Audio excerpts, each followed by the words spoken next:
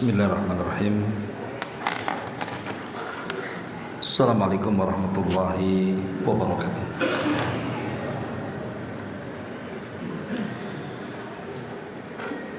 Alhamdulillah wassalatu wassalamu ala Rasulillah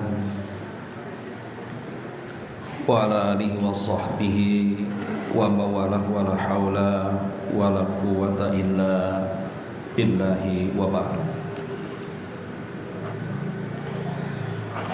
Alhamdulillah, di malam ini kembali kita bisa meneruskan kajian Kitab Tauhid, dan kita masuk pada bab ma jaa fi at-tatayyur.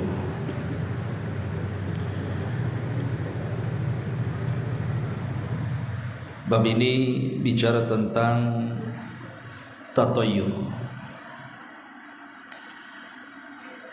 Dan tatayyur ini artinya menganggap sial terhadap apa yang dilihat, didengar, ataupun diketahui.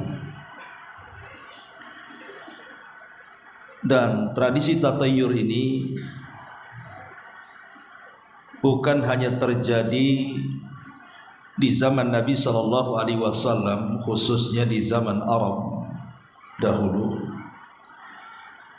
tapi sejak zaman dulu, sejak zaman Nabi Musa alaihi salatu wassalam dan juga para nabi yang lainnya, tatayyur ini sudah ada. Makanya nanti pengarang di sini akan menyebutkan beberapa dalil tentang bab ini.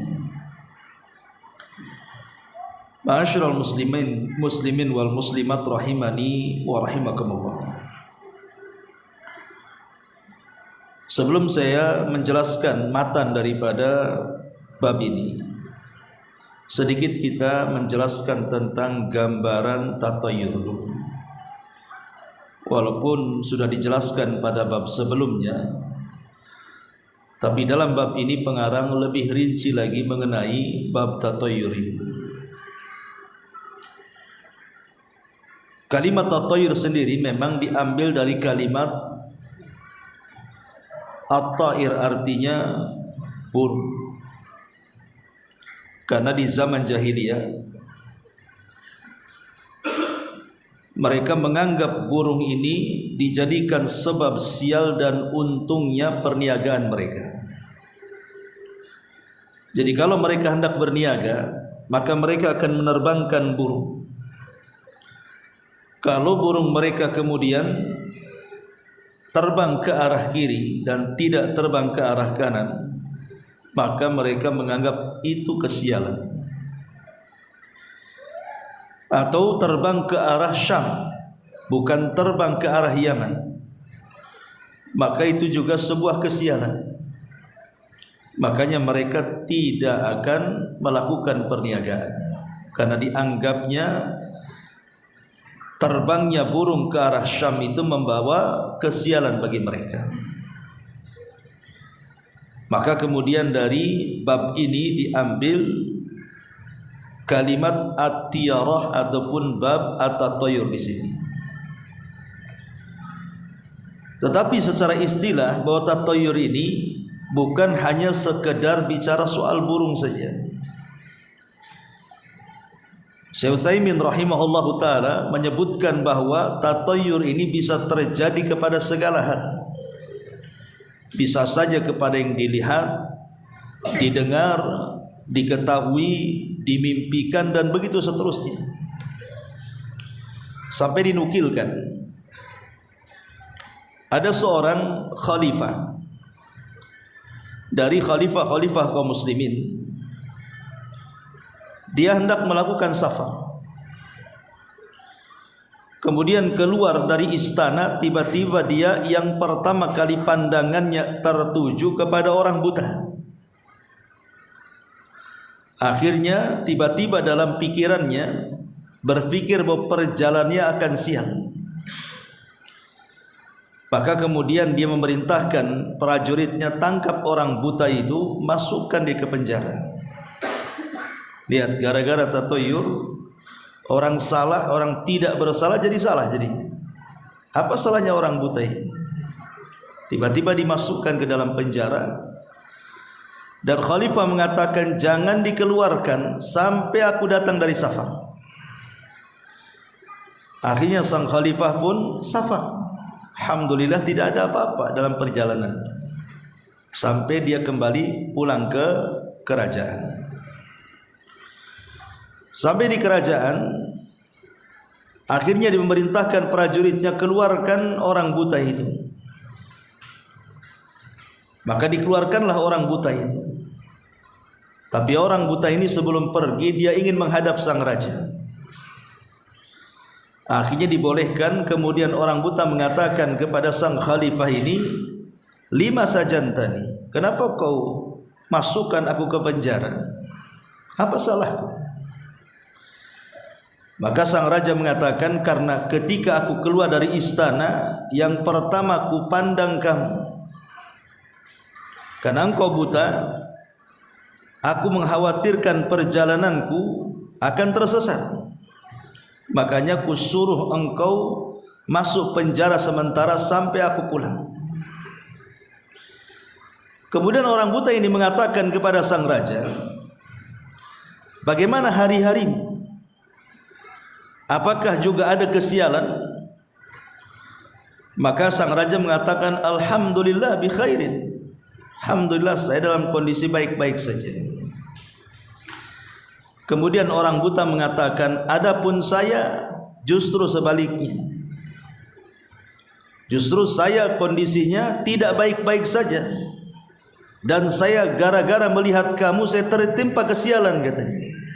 Karena dengan melihat kamu aku dipenjara pula sama kamu katanya. Lalu yang membawa sial itu aku atau kamu katanya. Dibalik sama orang buta ini.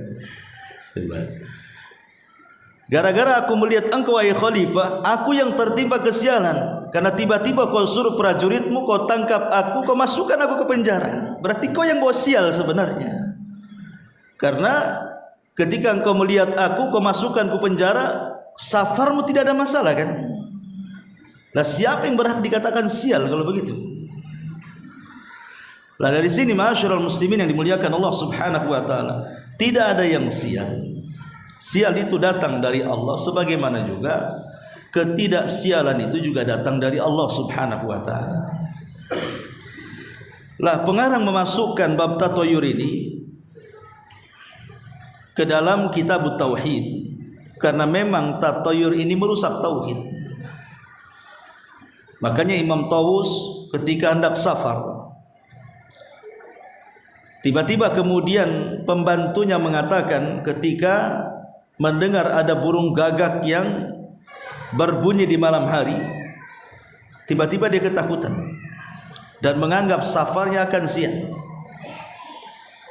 Maka Imam Tawus mengatakan kepada pembantunya, itu hanya sekedar burung, tidak ada pengaruh dengan safar kita. Tapi karena engkau sudah menganggap burung gagak itu akan membawa sial, kalau begitu la tusafir ma'i. Kalau gitu jangan kau safar bersamaku. Diusir. Kau jangan safar. Kau yang membuat sial bukan burung itu katanya.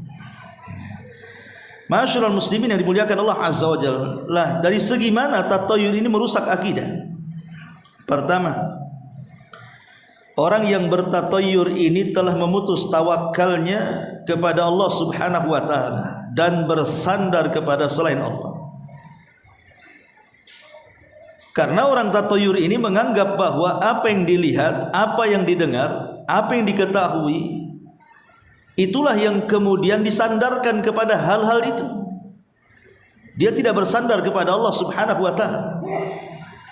Kalau betul-betul dia tawakal kepada Allah Subhanahu wa taala, bahwa yang mendatangkan manfaat ataupun mencegah madarat itu Allah Subhanahu wa taala, dia tidak akan terpengaruh dengan apa yang dilihat, apa yang didengar ataupun apa yang diketahui. Pamannya apa yang dilihat seperti tadi, tiba-tiba seperti ada seorang syekh bercerita, pertama kali ada seseorang membuka toko, tiba-tiba yang pertama membeli orang buta, langsung ditutup 1 hari tak buka. Karena katanya ini pembawa sial. Atau apa yang didengar? Dia mendengar suara burung gitu ya. Wah, ini ada masalah nih. Akhirnya kemudian tidak jadi. Atau apa yang diketahui, atau apa yang dimimpikan, dan begitu seterusnya. Lah orang-orang yang seperti ini yang akhirnya membatalkan aktivitasnya karena menyandarkan kepada tatayyur tadi, secara otomatis dia menghilangkan tawakal. Karena kalau dia yakin gak mungkin terjadi, pasti dia tidak mungkin menggagalkan safarnya, atau menggagalkan usahanya, atau menggagalkan aktivitasnya, karena dia menggantungkan diri kepada Allah Subhanahu wa ta'ala. Ini yang pertama. Jadi tatayyur itu merusak akidah dari sini karena menghilangkan tawakal.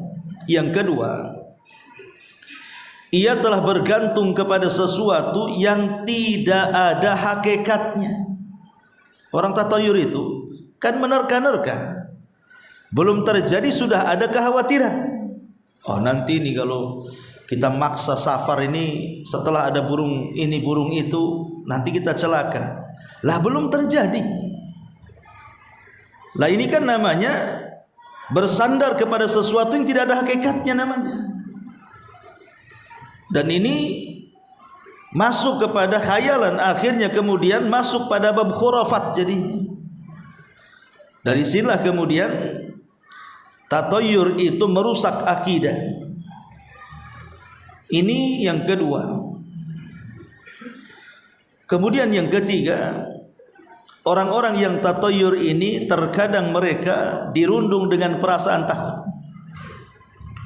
Dan takut kepada tatayyur itu lebih besar dibandingkan takutnya ia kepada Allah. Pada Allah Subhanahu wa taala mengatakan, "Fala takhafuhum wa khafuni." Jangan kalian takut kepada mereka, takutlah kepadaku. Kenapa takut kepada burung gagak? Kenapa takut kepada burung hantu dan begitu seterusnya? Jadi di sini juga merusak akidahnya di sini. Karena biasanya orang tatayyur itu selalu dirundung dengan perasaan takut. Bukan takut kepada Allah, tapi takut kepada selain Allah Subhanahu wa ta'ala. Kemudian juga yang keempat, mendatangkan sifat pesimis. Dan sifat ini tentu sangat bertentangan dengan sifat seorang muslim yang senantiasa optimis. Karena sifat optimis ini membangkitkan kita amal, membangkitkan kita untuk melakukan sesuatu kan. Orang kalau optimis itu pasti tidak mungkin membatalkan sesuatu. Yang ada dia makin semangat kalau optimis itu. Ah, nggak ada apa-apa, pergi aja. Kan gitu orang optimis itu. Ya. Kalau sifat pesimis sebaliknya, aduh, nggak usah lah, nanti ada apa-apa. Akhirnya tidak pergi jadinya kan. Jadi orang-orang yang pesimis ini membatalkan amal. Tapi orang yang optimis ini justru semangat beramal. Lah ini juga merusak hati seorang muslim nih tatayyur ini. Kemudian juga tatayyur ini tasyabbuh dengan orang-orang jahiliyah. Jadi tatayyur ini tasyabbuh dengan orang-orang jahiliyah. Dan Nabi SAW mengatakan, man tasyabbaha biqaumin fahuwa minhum. Barang siapa yang tasyabbuh dengan sebuah kaum, maka dia masuk dalam kaum itu. Karena tatayyur ini tradisi jahiliyah, berarti kalau seandainya kita ikut-ikut tatayyur, berarti kita menyerupai adat istiadat jahiliyah. Bahkan terkadang tatayyur ini mau tidak mau, sadar ataupun tidak, terkadang dia mencela Allah Subhanahu wa ta'ala. Dengan cara apa? Contohnya umpamanya ketika dia mencela waktu, menganggap hari sial, bulan sial, tahun sial dan begitu seterusnya. Apa kata Allah dalam hadis qudsi itu? La tasubbud dahra fa innama ana dahr. Jangan kalian cela waktu, akulah yang membolak-balikan waktu. Kalau dia mengatakan bahwa bulan Muharram itu bulan sial, bulan Safar itu bulan sial, atau bulan-bulan tertentu itu dianggap sial, maka hakikatnya dia sedang mencela yang menciptakan bulan dan yang membolak-balikan bulan itu. Lah dari perkara-perkara inilah kenapa tatayur itu sangat dilarang dalam Islam. Sangat dicela dan dilarang di dalam Islam. Ma'asyiral muslimin yang dimuliakan Allah Subhanahu wa taala, apalagi tatayur ini membuka lebar-lebar penyebaran khurafat di tengah-tengah masyarakat. Akhirnya orang-orang awam ya percaya saja kan. Karena biasanya khurafat itu paling dekat dengan tatayur. Cerita-cerita aneh, cerita-cerita yang menakutkan itu kan dari tatayur itu. Padahal itu sebenarnya khurafat itu kan. Nah, jadi tatayur itu membuka jalan penyebaran khurafat di masyarakat. Akhirnya orang-orang yang tidak dalam akidahnya, tidak dalam tauhidnya, mempercayai cerita-cerita fiktif, hoak dan yang semacamnya. Makanya dengan tegas Nabi sallallahu alaihi wasallam mengatakan at-tiyaratu syirkun, at-tiyaratu syirkun, bahwa tiarah itu perbuatan syirik, bahwa tiarah itu perbuatan syirik. Lalu masuk dalam kategori syirik apa tiarah ini? Ulama membagi menjadi dua hukum. Tiarah ini bisa masuk kepada syirkul akbar, bisa masuk kepada syirkul asghar. Kapan tiarah ini bisa menjadi syirik akbar? Jika meyakini bahwa benda-benda atau apa yang dilihat, atau apa yang didengar, atau apa yang diketahui, kemudian tiba-tiba diyakini menciptakan sebuah kesialan atau keburukan, dan dia meyakini bahwa benda-benda atau sesuatu yang dilihat, didengar dan diketahui itulah yang betul-betul mendatangkan kesialan dalam hidupnya atau bersyirikat mendatangkan kesialan dengan Allah Subhanahu wa taala, maka tidak syak lagi kalau keyakinannya seperti itu, ini bukan syirik kecil, tapi ini syirkul akbar. Jadi kalau diyakini suara burung gagak itu yang menjadikan si fulan mati, atau diyakini kalau nabrak kucing umpamanya dia akan sial sepanjang hidupnya, kemudian pikir kenapalah sial terus hidupku ini. Oh, rupanya karena aku waktu nabrak kucing gak sempat kusolatkan. Lah kalau seandainya kemudian benda-benda yang diyakini membawa kesialan itu betul-betul dinasabkan kesialan itu kepada benda-benda, kepada hewan-hewan tertentu, maka ini syirik besar. Syirik besar. Tetapi kalau seandainya dia yakin bahwa sial itu datang dari Allah, tetapi sebabnya mungkin datangkan burung hantu, burung gagak, binatang ini, binatang itu, maka dia telah menjadikan sebab sial yang bukan sebab sial. Lah kalau hanya semata-mata keyakinan seperti itu, maka menjadikan sebab yang bukan sebab, inilah baru kategorinya syirkul asghar, syirik kecil. Inilah perbedaan hukum tatayur masuk ke hukum mana? Masuk ke hukum syirik besar atau masuk ke hukum syirkul asghar, syirik kecil. Ma'asyiral muslimin wal muslimat rahimani wa rahimakumullah. Baik, ini sedikit tentang pengetahuan soal tatayur. Kita akan berikan beberapa contoh yang disebutkan dalam syuruhat, syarah-syarah kitab tauhid tentang contoh-contoh keyakinan tatayur. Pertama, apa yang dilihat? Contohnya adalah seseorang melihat burung terbang, atau melihat ular, atau melihat kupu-kupu hitam masuk ke rumah. Karena dulu saya masih kecil ingat di Jawa Barat itu kalau ada kupu-kupu masuk ke rumah itu diyakini akan datang tamu. Ya, kalau kupu-kupunya kecil ya tamunya kecil kan. Kalau yang si rama-rama yang gede itu, ini tamu gede nih masuk. Jadi ya namanya khurafat. Orang masyarakat. Pernah juga ke rumah saya ada kupu-kupu, tak ada pun tamu masuk. Jadi sebenarnya itu kan khurafat masyarakat saja. ya. Atau tiba-tiba ketika di malam hari tengok kucing hitam, ya, ataupun melihat, karena ada sebagian orang meyakini contoh cicak jatuh saja. Sebagian orang itu meyakini, wah ini pasti ada yang meninggal di tetangga nih. Apa hubungan cicak yang jatuh kemudian tetangga pula yang mati? Ya, kecuali yang jatuh kan gitu ya. Ini kan khurafat namanya. Dan ini bagian daripada tatayur. Atau contohnya menabrak kucing, tanda sial. Kalau tidak sampai dikafani dikuburkan dengan layak gitu kan. Atau hujan dalam kondisi panas, ya, itu juga dianggap sial. Ataupun melihat pelangi dan begitu seterusnya. Ini apa yang dilihat? Pokoknya apapun yang dilihat. Seperti tadi ketika contoh tadi khalifah kan, melihat orang buta dianggap sial. Ini contoh yang dilihat atau yang didengar. Seperti mendengar umpamanya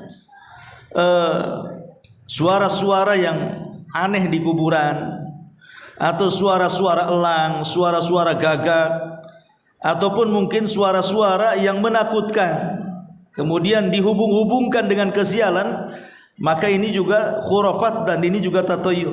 Atau apa yang diketahui, seperti namanya mengetahui tentang sialnya bulan Muharram, sialnya bulan Safar, sialnya angka-angka tertentu, angka 4, angka 6, angka 13, angka 14 atau apa gitu ya. Atau memangnya ketinggalan barang. Wah, ini kenapa ini bisa barang pula ketinggalan, ada apa ini? Ya, jangan-jangan bos sial ya. Atau anak jatuh, anak terluka dan begitu seterusnya. Lah ini hal-hal yang sebenarnya di masyarakat ini ma'ruf. Dan ini dari masa ke masa seperti itu. Keyakinan ini masih ada gitu ya. Kecuali orang-orang yang masyarakat yang disentuh dengan kajian-kajian tauhid, alhamdulillah sebagian mereka mungkin sudah tidak ada lagi keyakinan seperti ini. Tapi masyarakat-masyarakat yang di pedesaan yang tidak tersentuh dakwah tauhid kepada mereka, boleh jadi masih ada. Seperti bulan-bulan tertentu kok tidak dirayakan. Umpamanya bulan Muharram, kalau di tepi pantai tidak dirayakan petik laut, maka akan membawa sial, rizkinya akan kurang. Akhirnya kemudian mereka membuat kesyirikan, karena tatayur itu sangat identik dengan kesyirikan. Ya. Dulu saya ingat di sawah-sawah itu biasanya ada pincuk dari daun, kemudian ditaruh di pojok sawah itu, isinya nasi sedikit, kemudian ikan teri, ada sepotong telur puyuh. Ya. Itu tidak tahu dipersembahkan kepada siapa, Dewi Sri itu apa tuh. Saya tak paham juga. Tapi itu kan bagian daripada khurafat tatayur, ikhwan. Lah hal yang seperti yang demikian ini contoh-contoh tatayur. Lah inilah yang merusak akidah. Atau sesuatu yang dimimpikan, ada orang mimpi buruk, kepikiran terus. Padahal mimpi buruk itu kan datang dari setan. Jadi tidak perlu dipikirkan. Mimpi buruk itu datang dari setan, tidak mungkin terjadi. Tidak mungkin terjadi. Makanya kenapa ketika para ulama menjelaskan tentang pentingnya berwudu sebelum tidur, salah satu faedahnya kata ulama mengatakan supaya ada kesempurnaan dalam tidurnya dan tidak diganggu dalam mimpi-mimpinya. Tapi kalau seandainya masih diganggu juga dalam mimpinya, tidak perlu dipikirkan, karena mimpi buruk itu pasti tidak akan terjadi.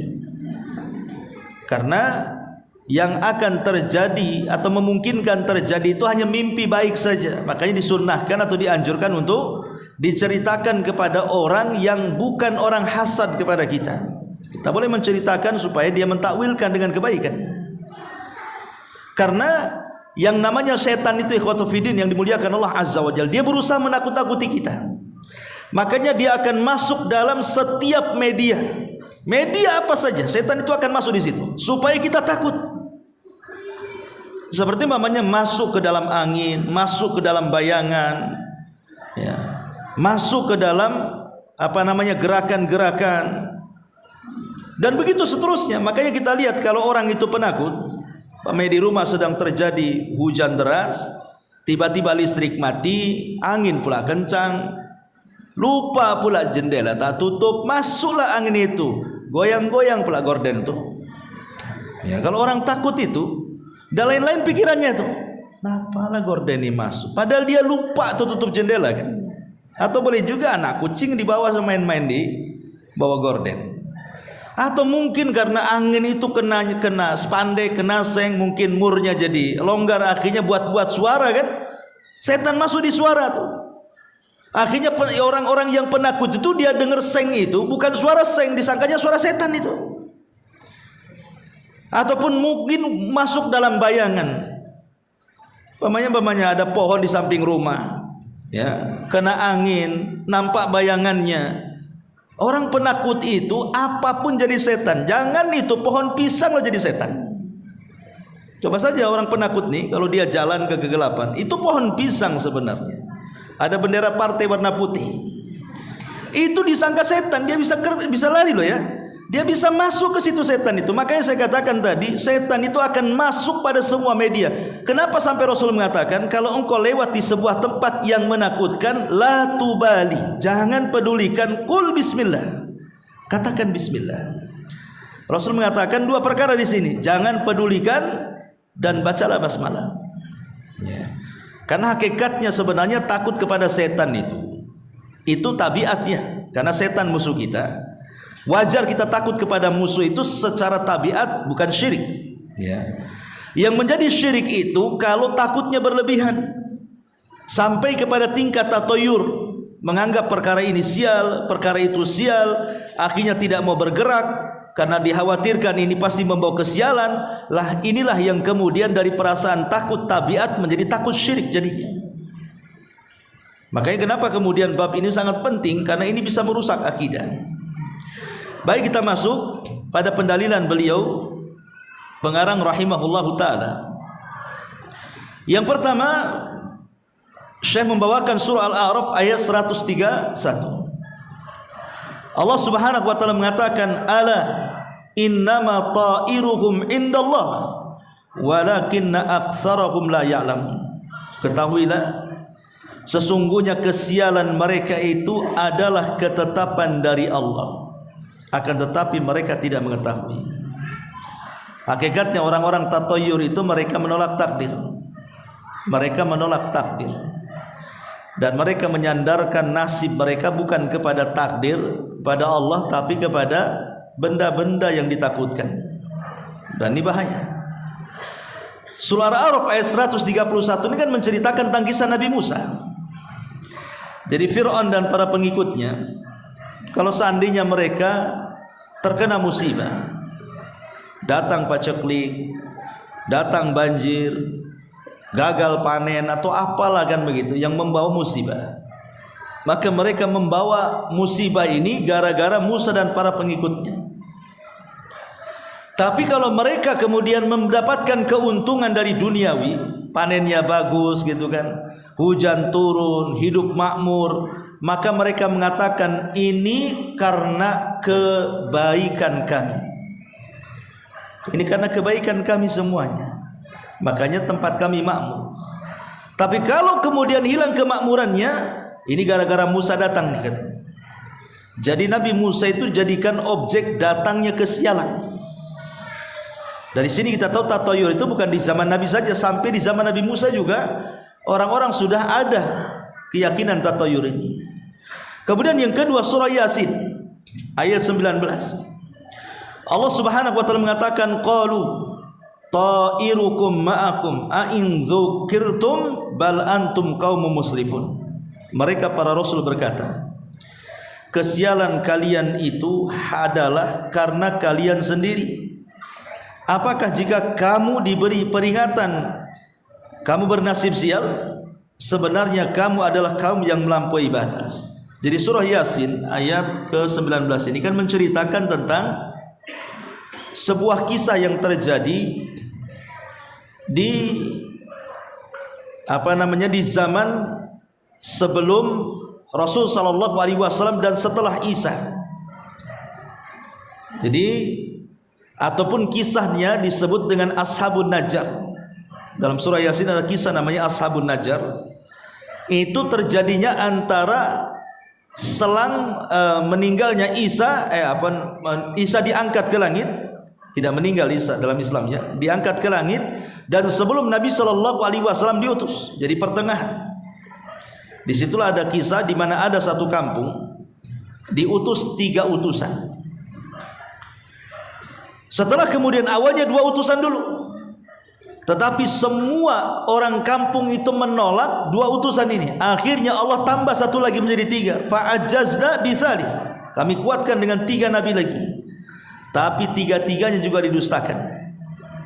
Akhirnya mereka menganggap bahwa kedatangan 3 nabi ke tengah-tengah mereka itu adalah kesialan. Gara-gara datang kalian kemari, akhirnya kami hidup susah katanya. Makanya para rasul mengatakan ta'irukum ma'akum. Para rasul itu kemudian membantah dan mengatakan, kesialan kalian itu adalah karena kalian sendiri. Kemudian a'in dzukirtum bal antum qaumun musrifun. Apakah jika kamu diberikan peringatan, maksudnya datang seorang rasul memberikan peringatan, kemudian kedatangan rasul itu dianggap sial? Tidak. Kesialan itu justru karena kalian menolak rasul, bukan karena adanya rasul. Tapi kalian menolak rasul, itulah kesialannya. Karena kesialan itu datang dari dosa. Kesialan itu datang dari dosa.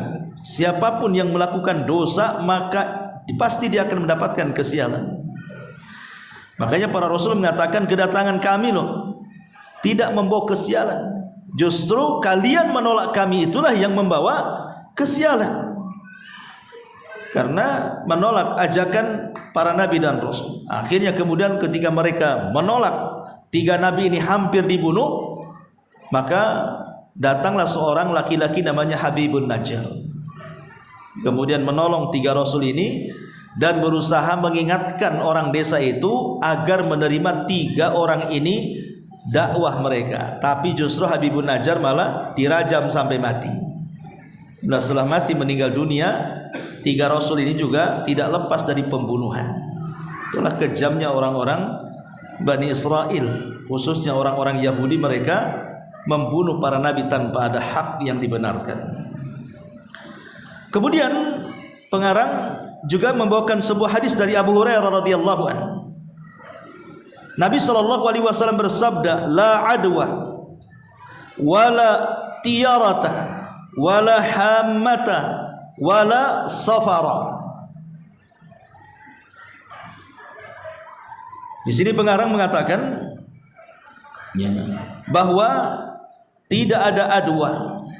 Tidak ada adwa, itu maksud adwa di sini artinya penyakit yang menular. Tidak ada penyakit yang menular.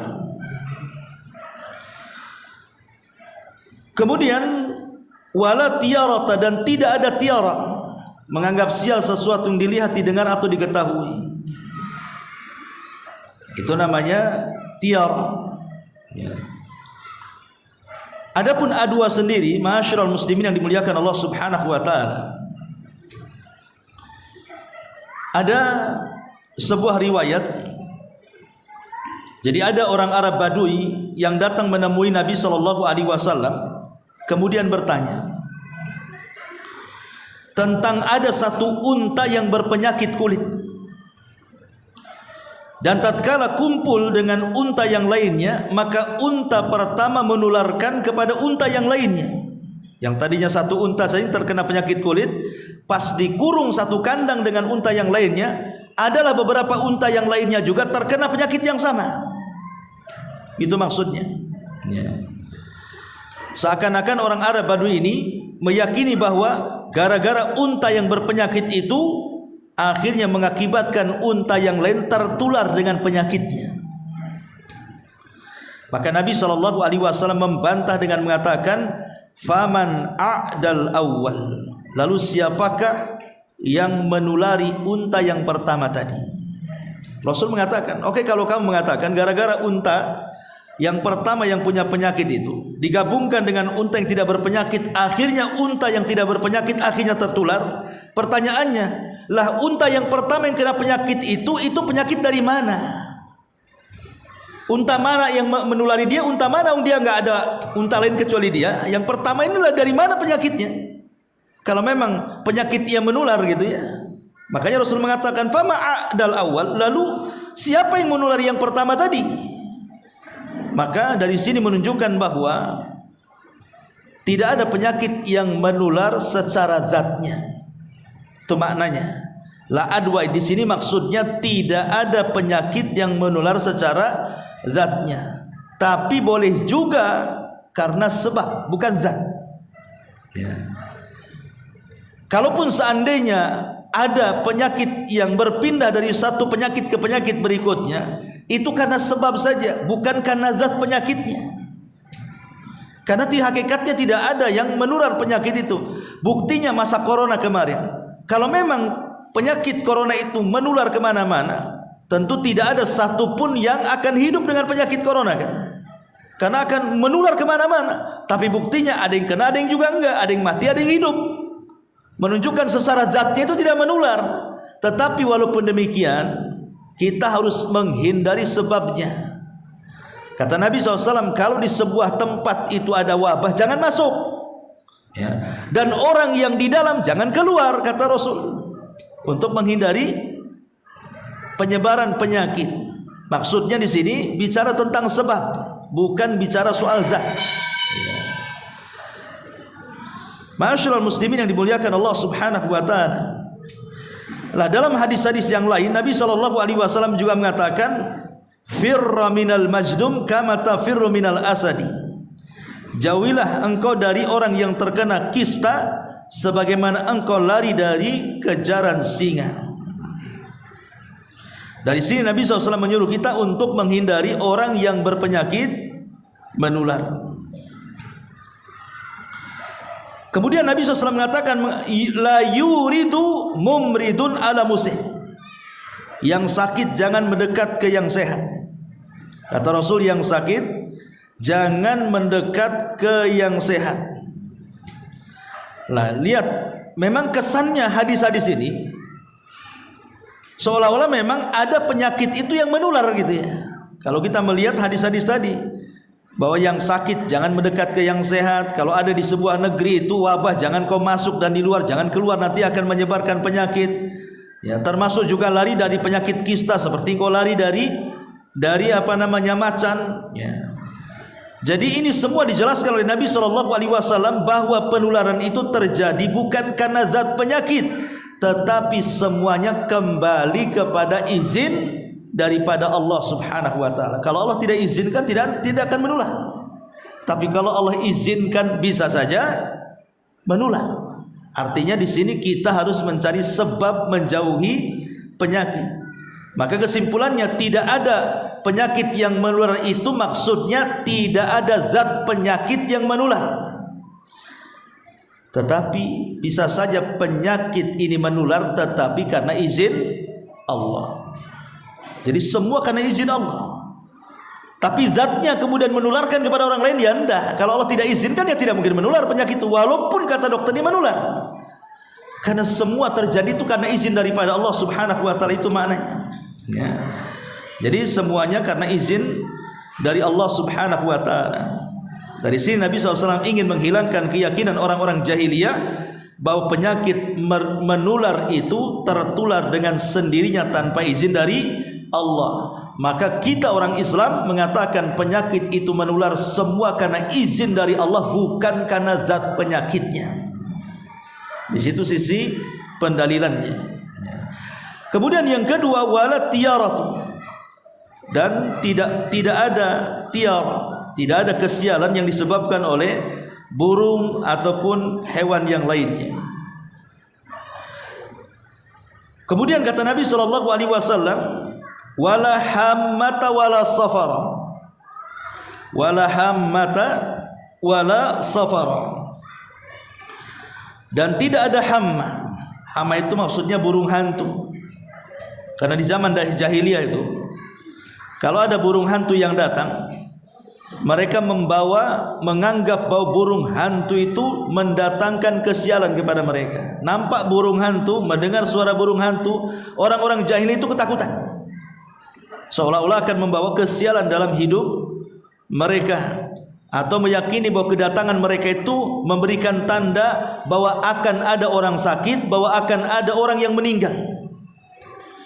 Lah ini keyakinan orang-orang jahiliyah. Maka Islam datang mengatakan tidak ada urusan burung hantu. Bahkan sekarang burung hantu dipelihara. Mana ada mati itu yang melihara burung hantu. Jadi dari sini menunjukkan bahwa ingin membatalkan burung tidak ada kaitan.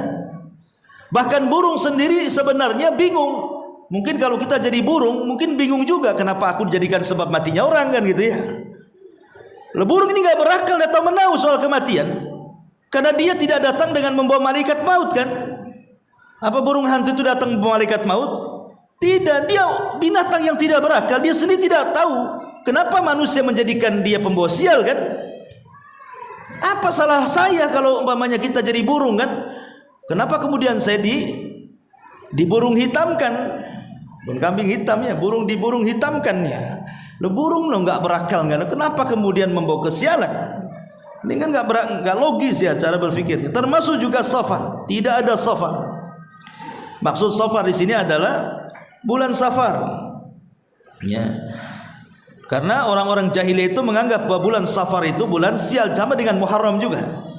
Itu dianggap bulan sial, makanya di zaman jahiliyah kalau datang bulan Safar, mereka tidak akan menikahkan anak-anak gadis mereka, mereka tidak akan bekerja, mereka tidak akan safar.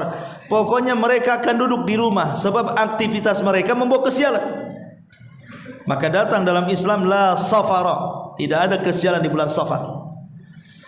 Sama kalau di negeri kita ini kan bulan Muharram disebut bulan sial. Makanya orang-orang dulu banyak yang kemudian merendam keris-keris, merendam senjata-senjata pusaka gitu ya, supaya tidak mendatangkan sial di bulan Muharram. Sampai ada sebagian mereka membuat ritual macam-macam.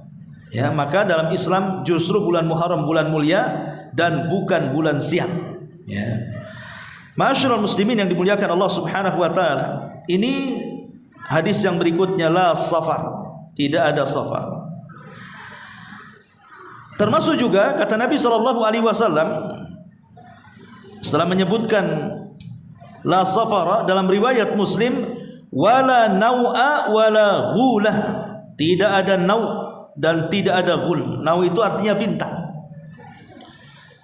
Karena orang-orang jahiliyah meyakini bahwa peristiwa-peristiwa yang terjadi di bumi itu karena ada pengaruh bintang yang menciptakannya.